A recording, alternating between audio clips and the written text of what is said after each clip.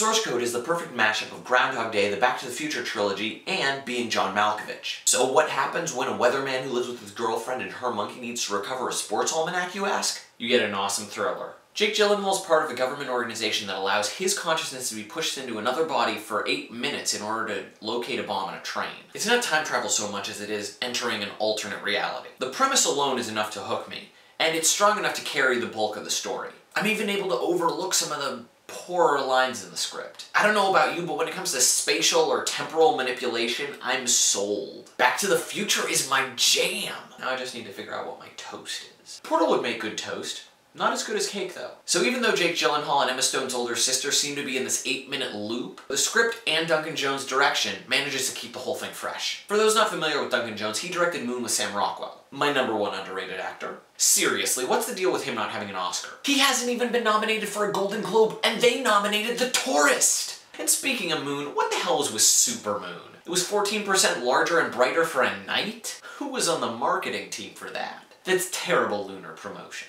Everyone loves when a moon looms over you.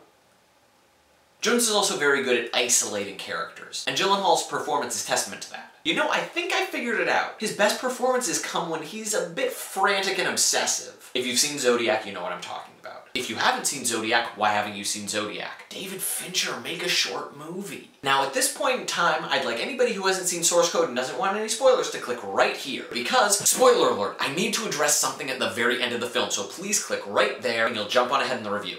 You clicked? Good, because you're about to be exposed to. So Source Code actually does allow for time travel and it optimizes on the alternate reality thing.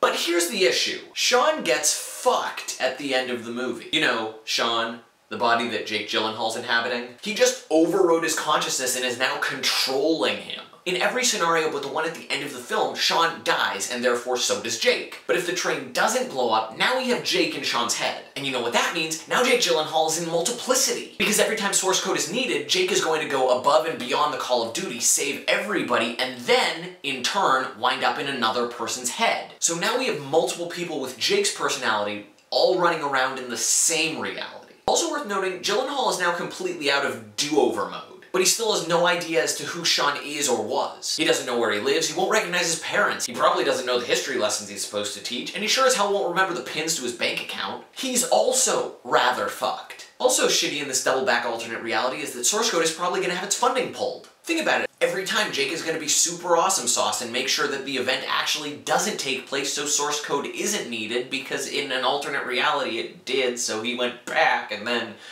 you know. So the whole thing will just look like you've been burning money. I'm really just getting nitpicky, but I really did want to use my illustration. I feel like Doc Brown from Back to the Future Part 2. Source Code isn't just a thriller. It asks a lot of fantastic questions that you will walk out thinking about. And everything about Source Code is engaging. It's one of the strongest entries of this year, and proves that Duncan Jones didn't just have a fluke with Moon. He's somebody to be watched, and so is this movie. Source Code gets 7 out of 8 minutes. So those are my thoughts on Source Code. Leave your thoughts in the comments below, and if you'd like to check out previous reviews, click around. There they are. Paul's Sucker Punch and my April Fool's joke.